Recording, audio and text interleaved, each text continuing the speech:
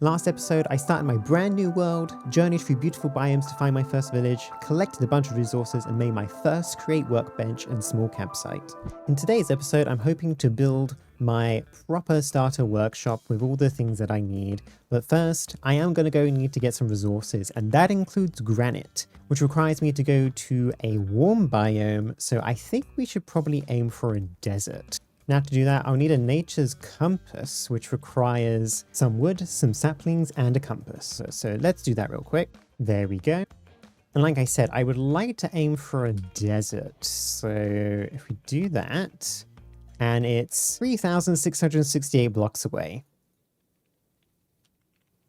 That's a bit further than I expected. But anyway, considering that distance, I'm probably going to go to make myself a boat. Let's do that real quick. And there we go, because I have a feeling we're going to hit some water pretty soon, but let's head in this direction for now. So yeah, my main aim for going to the desert is to grab that granite, grab some sand, and also some cacti, because I'll need that for making some green dye. And I'll need that green dye to make some slime balls, which will eventually be made for making glue, which I'll definitely need for the create mod.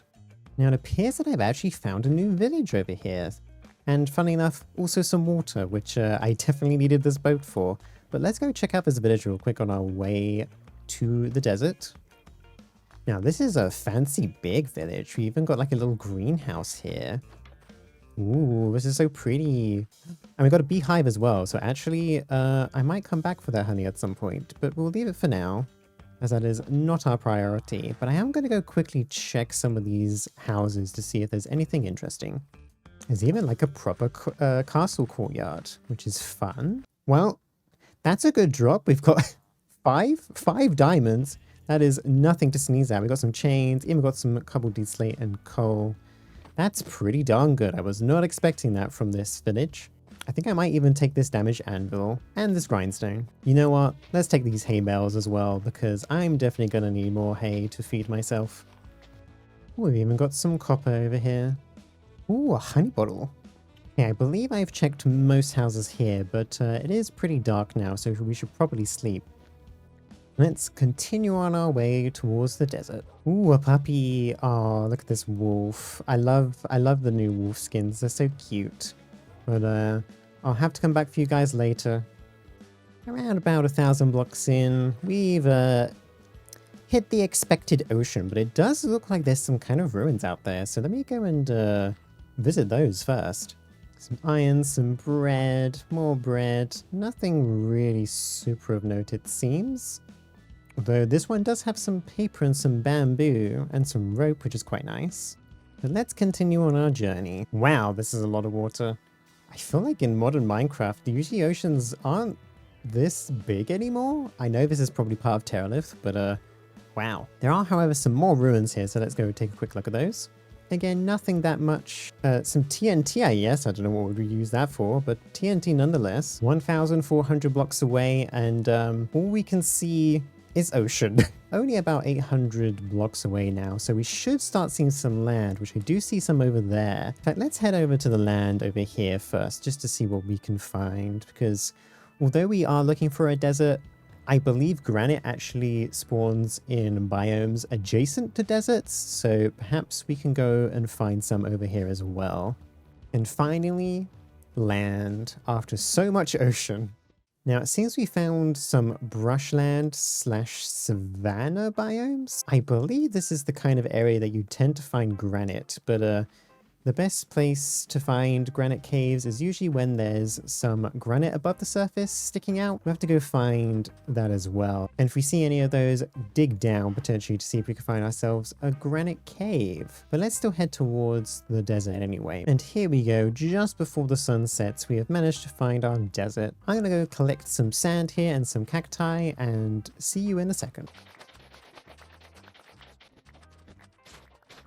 A couple stacks of sand later, I've also managed to grab some cacti, I found some tomatoes, some flax seeds, which should be quite useful, and I found a bunch of sugarcane around here as well. Now I noticed this desert is quite far away from our home over here, but in the future I'm kind of hoping to have a sand factory over here, like a sand mine. I like the idea of having mines, factories, etc. in biomes that like make sense. At some point, I'll have to find a land connection between our home continent and the continent that the desert is on. That should be a fun project in the distant future once we start getting trains up and running. But for now, I need to go and find some granite. So we're gonna head a little bit further south towards the arid highlands. As you can kind of see, there's this kind of like dirtish look, and I have a feeling that this is where the granite is. So let's head over there now. Took a little bit of extra searching than I was expecting, but here's one of these granite pillars that I was talking about. So I guess there must be some granite caves underneath. Let's start digging down, shall we? Okay, a little bit of monster fighting later and trying to find my way down from the surface. I did manage to find the granite caves. Not so much granite on the walls of these caves as some of the other ones, but plenty enough for now. Several stacks of granite later and escape back to the surface. I think it's time to head back home. What I might do is head to this jungle over here and grab some jungle wood, and then I may also continue further south down to see if there's any land connection to the rest of the continent. For any future train, we'll grab a jungle tree or two, and also grab some cocoa beans. Okay, so it definitely seems like this bit of land is connected up. There's definitely some water in the way, but all of this is like really quite shallow waters. I think whenever we get round to it, building a rail line from our home base all the way up to the desert will be relatively easy to do, just a bit time consuming. There we go, I'm back home, one rather long journey later. I think if we do eventually get a railway line, that this part of the map is probably going to be the most difficult thanks to its mountainous terrain. But I think a few tunnels will certainly help us when making the rail line over there, but we're getting way ahead of ourselves. Now, the thing I would like to do next is actually go and get some obsidian, because I'd like to go to the Nether and get me a blaze burner so I can go and make some brass. Now, I know there's a lava pool back here, so let's head over there and grab ourselves some obsidian. Now, I'm not sure where to put this right now, so I'm thinking I will just probably place it underground over here. And there we go, off we go to the Nether. Now, very conveniently, it has spawned us right in a Nether fortress. Wow, I don't think I've ever actually had that happen to me before. That should make our lives a little bit easier. First things first though, I do need some netherrack so I can actually make my blaze burner cage. And there we go, there's our blaze burner cage. Now to go and actually find one. Okay, I do see a spawner over there, and there is quite a lot of lava here, so I think I'm going to try and block this off, just from the sake of my own safety. And then I think we're just going to quickly run in and run away as fast as we can. Yoink, goodbye. Okay, that was a surprisingly painless nether run. I was expecting that to take way longer, but hey, at least we now have a blaze burner and we can actually now make some brass. However, I would now like to start working on this new starter build. Now, I do want kind of raised structure here, enough to allow for some kind of man-made river to pass through in between. And although I'm gonna have to clear out some of this land, I am gonna try and follow the land to some degree. I also have this shuffle mod, which allows me to place down blocks randomly, which should help me with texturing this wall. Okay, that's the right idea. Let's add a little bit of stripped logs on the outside, I think, for the structure. Okay, there we go. We've got the basics there, and I would like a kind of nice large window to look out over the water. Let's see what that looks like. There we go. That's the kind of idea that I had for it, and I'd have some windows in the middle of that, but let's build out the structure a little bit more. Now I'm thinking on this side I'm going to have some kind of fireplace. I'm going to leave that until a little bit later once I figure out the rest of the structure. Okay, there we go. We've also mirrored it on that side. I'll have to clear out some more land behind it, but we'll get to that. To make sure that all this land is all filled in so it looks nice from the outside. Probably remove some bits of dirt as well, just so that doesn't look as bad. Honestly, very thankful for this cutting board in Farmer's Delight because it makes stripping wood a lot quicker. Okay, now to kind of mirror it on the other side as well, we're going to use our shuffle mode to make it look more interesting again. Can't forget our spruce logs as well. And there we go, I've kind of mirrored the front of it. I have to probably get rid of this tree because it's kind of in the way. There you can see a little bit better now, but essentially, yeah, this is going to be the general base. We have two sides that are relatively mirrored with a bit of water coming through here and some water wheels. But let me fill out the rest of the structure as well. Definitely looking forward to when I can start getting a jetpack, because that will make building a lot easier, but we're not quite at that point where I can do that yet. Must admit, I'm very bad at estimating how much wood I usually need for these structures, because I'm definitely going to need some more. Luckily, I have planted a bunch of these little spruce trees around. Okay, there we go. More or less mirrored on both sides now. I just need to fill in with more of the stone to make these walls look a little bit better.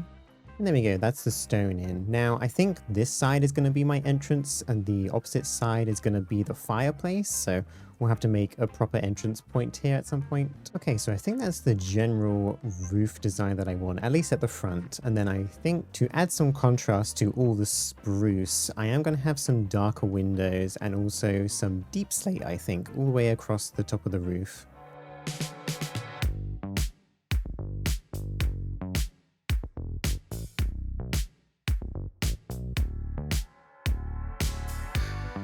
Okay, that's the roof pretty much done. We've got a deep slate and spruce in. There's probably a few details I would like to add. I think I would like to add some leaves to the roof to add some more color and texture. Oh, hello, Mr. Creeper. Do not destroy the building I just started to build. Thank you very much.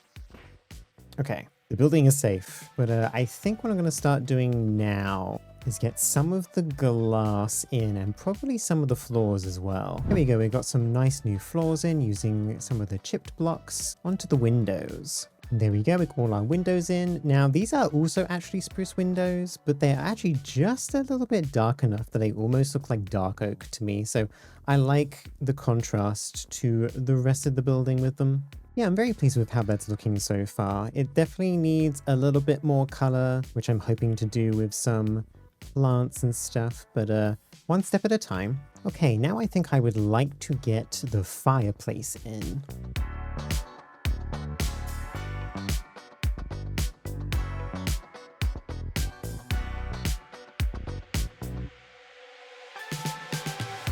And there we go, there's our little fireplace. I might have to adjust some of the bricks and maybe even make it slightly less tall, because I think I might have made it a bit too high, but I like it as it is at the moment. Now, I haven't quite decided what I'm going to do with the entrance yet, but I think for now, I'm going to go around the entire build, add some leaves, add some variants to the spruce logs, I think, and yeah, I'll be back in a moment.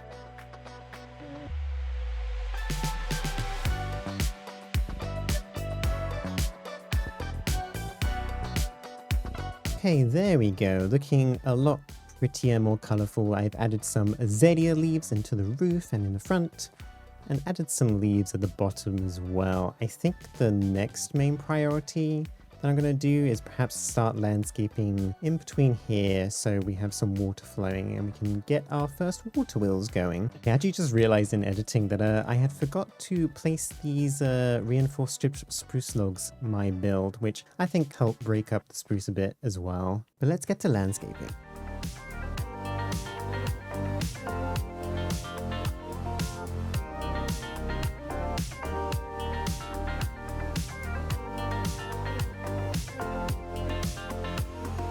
There we go, we've got our water wheels in. They're not currently hooked up to anything, but they are in, and we've added a little bit of landscaping into the water that goes through it. I've only landscaped directly around the river at the moment, but I would like to landscape the rest of the area at some point, but I'm thinking it's looking pretty good so far.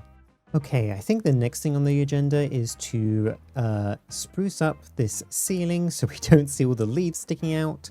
And then after that, start working on some create contraptions. Here we go, something along those lines. I realized when building this that these metal girders were actually going to have to be where some of the stairs were. So we still do have some leaves sticking through, but honestly, it looks kind of cute. So I'm going to keep it that way. Okay, now my workshop is probably going to be a little bit untypical from perhaps what the average person makes, but I think it'll be fun to fill the space up with contraptions, even with all these windows on the sides. But I think my plan is to get some of these encased shafts through. There we go, because what I want to do is use these shafts to actually go all the way underneath to where our water wheels and stuff are going to be, to actually bring some power up towards the ceiling. So if we take some power from our water wheels and head it over in that direction, we can then use the belts to attach the shafts from underneath to up here. Now they are running pretty slow at the moment, but hopefully we can fix that eventually. Let's make sure to use some andesite casing as well to make it look prettier. And also hook up the belts on the other side. And there we go, we have our 2 belts running up on each side. More for aesthetic more than anything else, but I do have them also going in opposite directions. Next thing I need to do is make some depots. I'm going to grab my mechanical press and make sure to place a shaft. I'm going to do one here as well. I'm probably going to steal my mechanical press also from my other machine, just to get it hooked up over here. And then I'm also going to need to make some brass, so I can actually make some deployers and also place them here. Then to make some brass, we're just going to throw in some brass and some zinc, and then feed our blaze burner some fuel. And then start spinning it around, and hopefully the fuel will last long enough for me to at least cook most of this. There we go, we got ourselves some 28 brass, which will be very useful for us in a second. So to make a deploy, we're going to need 2 brass hands at least. So let's grab some of our brass, put it into our press. There we go, we got 8 brass sheets. Then we also need to make some electron tubes, which require some polished rose quartz and iron sheets. And the rose quartz is made from a bunch of redstone and nether quartz. And luckily I did go and mine for some nether quartz before and some redstone. So let's make that real quick. There we go, we got 8 of those, and then I need to use some sandpaper in my offhand and the rose quartz to polish it. There we go, we got 8 of them. We obviously don't need that many at the moment, but that'll be useful for things later on. And then let's make 2 of these, make 2 of these brass hands. There we go, there's our 2 deployers, perfect. There we go, if we place our 2 deployers, or let's have it in the right direction. There we go, have 2 of those, and then I also stole the mechanical press from my other spot as well. They're running a bit slow, like I said before, but hopefully we can speed that up momentarily. Now over here, I'd like to have some mixers, but because they use cogs at the top of them, it's going to be a little bit more difficult to grab those. So place a shaft here along with a gearbox and make sure that's facing the right way. There we go, and then we have 2 shafts and a cogwheel. That way we can then place our 2 mechanical mixers, have 2 basins, and then I would also like to have some room underneath these to place our burners. There we go, and then I also have some copycat stairs, so I can place these here, and then using the same kind of floor design, we can do that, so they're much more easy to access, and I'll cover underneath the blaze burners in a second. There we go, looking rather nice, and then I can use my andesite casings to just cover up the back here so that it looks a bit more prettier. Now, one of the things I do want to have in the middle here are the grindstones, or the crushing wheels rather, but however, to make the crushing wheels, I do need to use mechanical crafting, which means I need to make some mechanical crafters. So let's go and do that real quick. Now we're going to need 21 of these crafters, and each craft is 3, so let's make 9 of these. There's our brass casing and our 9 crafting tables. Then we just need to create 9 of these, and there we go. Oh, I miscounted. I accidentally made 27 mechanical crafters instead of 21. Whoops. I'm sure I can use some of these for other crafts at some other point. Now, there isn't a lot of height to my buildings except for where the windows are, and I don't want to cover up the big windows, so I was thinking of perhaps placing it here against this wall. There we go, there's some room for it. I think we're going to have to lower the floor entirely here just so that we can see the crafter better. There we go. Now, if we place our crafter down, okay, we'll shove a cogwheel down here and use a bit of andesite casing to cover that up. I'm going to place down a barrel down here to a place to put some buttons. There we go. I also need to fix these crafting things so they're all facing the correct way. There we go. I think it's all correct. So once I hook this up to power, in effect, it should work, if maybe a little bit slowly. If we bring the cogs through here, we can then hook it up to our water wheels. And there we go. It's moving way too slowly at the moment, and I probably need to make these cogs a little bit less messy, but at least it's working. Now to make the wheels, I need to grab a bunch of andesite alloy and some planks and some stones. Let's do that real quick. Okay, grab the materials. Now let's place our andesite alloys first, with our planks and our stone in the middle. And now it's going to move extraordinarily slowly. And there we go. It didn't go into the barrel like I would hoped it would, but oh well, I'll fix that later. Okay, now let's see if we can try and implement these crushing wheels. So let's bring a belt from underneath up to here, and then place 2 gearboxes, and then our 2 crushing wheels, which are luckily actually going in the right direction, thankfully. Then if we place some barrels up here and here, we can place some chutes to go in and out of the crushing wheels. And then we can add a stair back in just to cover up the gap. Then we can use some andesite casing to wrap around the wheels. And make sure to cover up around the back as well, just so it's all nice and pretty. Now, the next thing I'd probably like to do is to actually start speeding up these machines. So I think we need to go and make ourselves a rotation speed controller, which does need a precision mechanism, which is made from some gold sheets, cog wheels, and some iron nuggets. So let's go and do that real quick. Okay, so there we go. I've got my golden sheet, my cog wheels, and my iron nugget. I also sped up this line ever so slightly, just so this doesn't take me too long, but it is still a little bit slow. But let's make our precision mechanism. And there we go, there's our precision mechanism. Thankfully, that worked the first time around. We didn't have to make another one. Now, if we quickly make ourselves a brass casing, we can make our rotation speed controller. Now, if we come down here and place our rotation speed controller, throw in a large cogwheel, and then get ourselves some gearboxes and make sure that they're all lined up. There we go. And then if we start cranking the speed up, we'll find out that we need more energy. So what I'm going to do is actually place some water wheels underneath this side of the building. There we go. And if we hook up some shafts and start adding some water, and then that should hopefully be enough power for all the things that we need. I might even try and up this to 64. It might be a little bit too much, but oh no, 64 works. So that should now mean our machines are moving quite quickly. And there we go, you can see our grinding or crushing wheels are definitely moving much quicker now. And so are our deployers. Oh, let's take the iron nugget back.